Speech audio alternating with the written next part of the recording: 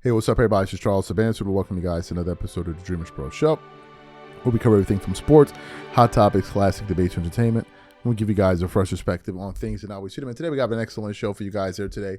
But before we get into it, please make sure you like the video and subscribe to the channel. So as you guys know, the Lakers played against the Utah Jazz last night. And they found a way to win that game. They really pulled away in that fourth quarter. I watched the majority of the game. It was pretty much nip and tuck throughout the first three quarters. And in that fourth quarter, the Lakers were able to gain some separation, make some plays.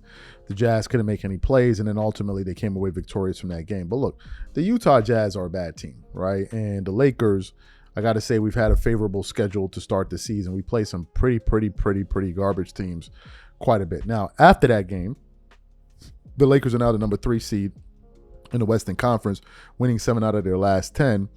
And are currently on a 2-game winning streak.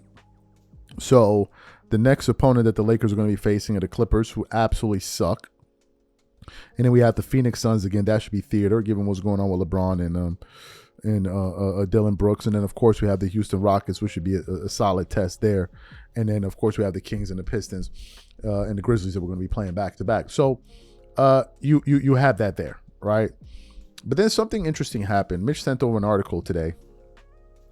And it had the following headline from Heavy.com, and it states, Lakers JJ Redick drops true feelings on Luka Doncic's defense. And I'm like, here we go again, because this has been a real point of contention over the last few days now, is the Lakers' poor defense and Luka Doncic and all of that. But before we get into what this report had to say, today's video is brought to you by our sponsor, Prize Picks. Prize Picks is America's #1 daily fantasy sports with over 10 million members. Prize Picks makes it easy to get real money action on the sports and players you love. You pick more or less on at least 2 for a shot to win up to 100 times your cash. For example, this week I'm really looking forward to some of these upcoming games. This week I'm picking Stephen Curry for more than 29 points. I'm picking Kevin Durant for more than 27 points. I'm picking Giannis Antetokounmpo for more than 12 rebounds. And I'm picking Luka Doncic for more than 8 assists. If you're like me and you like to play it safe, you'll love Prize Picks' new feature, Flex Plays. It's the safest way to play. You can still cash out even if your lineup isn't perfect. Plus, you can double your money even if one of your picks doesn't hit. On top of this, Prize Picks puts their members first, so all withdrawals are fast, safe, and secure. When my picks hit, I can get my money as quick as in 15 minutes. So download the Prize Picks app today and use code CLNS to get $50 instantly when you play $5. That's code CLNS on Prize Picks to get $50 instantly when you play $5. You don't even need to win to receive the $50 bonus. It's guaranteed. And remember, whenever you support this sponsor, you're supporting this channel. Thank you. All right, so let's get right into this report. It said the Los Angeles Lakers may have escaped at Salt Lake City with a 133-135 win over the Utah Jazz on Sunday, but their defensive issues were much too apparent. In the first half, Los Angeles conceded a whopping 78 points as Luka Doncic and co allowed the home team to score at will with little to no resistance. The Jazz shot a mind-blowing 63% from the field in the first half, including 59% from the three. And as the home team outscored the Lakers 78-73 after 2 quarters, the Lakers were much better defensively in the second half, holding the Jazz to 40% shooting from the three and outscoring them 70-57 to come away with the victory. Luka Doncic's defense a concern. Although Doncic finished with a 45-point triple-double, he admitted that he could have played a little bit better, especially on the defensive end. I think, honestly, I can do much more, Doncic said after finishing with 45 points, 14 assists, 11 rebounds, 5 assists, and I think he also had 5 steals and a solitary turnover. But I think that one turnover is the best stat-wise on the stat sheet. We had 7 turnovers, which is impressive for us, and we won the game. And then it continues on a little bit further down to what the coach says, that JJ Redick addresses Doncic. Redick admitted after Thursday's win that Doncic was not as engaged on defense at various points in the game, especially in the first half.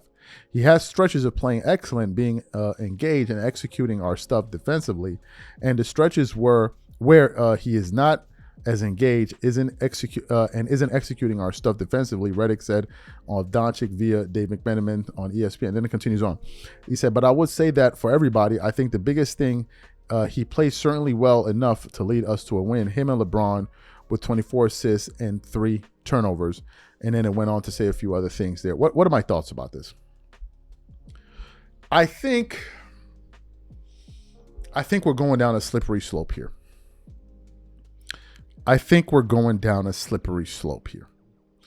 And I think JJ Redick needs to be careful. Yes, it's important that you want your best player to play well, to improve, especially in areas that will help the team be successful.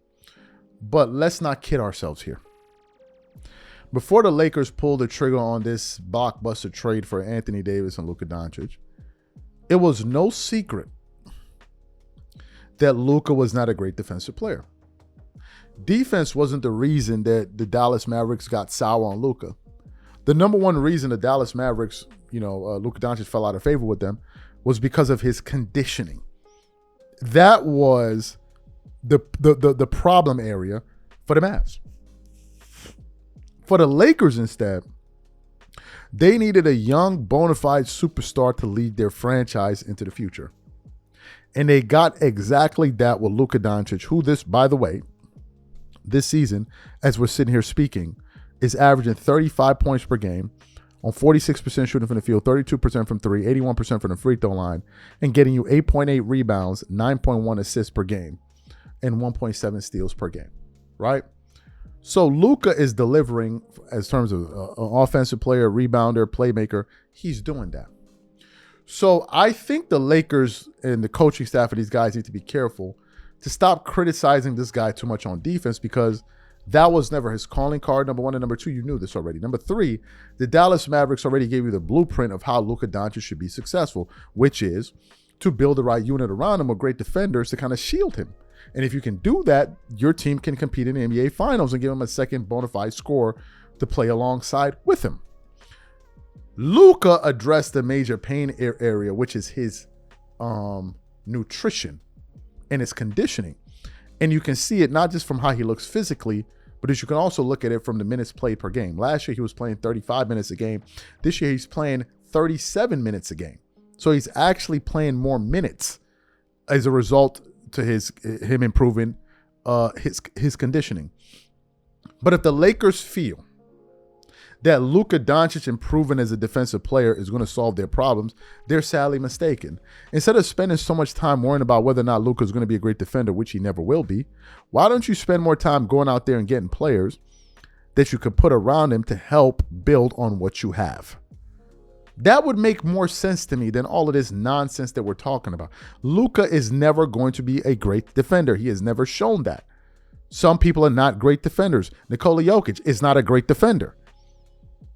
Just like Giannis is a great defender, he can score, but he's not a great perimeter shooter, nor will he ever be. You got to know the personnel that you have and build around it. That's the same thing the Milwaukee Bucks did when the Bucks went on to win the championship in 2021. But this thing of constantly griping about, oh, Luka doesn't play defense, Luka, it's not going to change. And if that's your answer, you feel like it's going to solve the problem. No, you need a great defensive team, and the Lakers can solve these issues. But this thing of constantly pointing at Luka, like, I don't like that. Yes, you want your best player to be, to do the best that he can and all of that, but you can't ask people to do things that they have no history of doing. That's what I'm saying. You can't ask him to do things he has no history. He's just not that kind of player, nor is the Joker. You look at Giannis, top 3-5 player in the world. Shooting is not his forte. But he's a hell of a player. You can win with him. We've seen that if you put the right pieces around him. So I think that's what the Lakers need to do. And they need to stop doing so much of this damn virtue signaling. Oh, baby, Luka ain't got to play defense. Because Luka going to solve the fact that the Lakers are giving up 117 points per game if he plays better defense. Man, let's knock it off. They need to play better defense as a team. They do have some great defenders who they seldom give minutes, like Jared Vanderbilt. Marcus Smart, who was taken out of the start. That's that. Before LeBron's return, the Lakers were giving up 109 points per 100 possessions. Now they're giving up 117 per 100 possessions. When Marcus Smart, you had defenders. So let's knock it off with all of this. Luka needs to do this. Luka is doing his part. And I'm not expecting miracles from a guy that never performed any. Luka is not a great defender. We all know this. Let's stop waiting for something that's never going to happen. These are my thoughts. Whatever you guys think, leave your thoughts in the comments, and we catch you guys on the next show. Peace.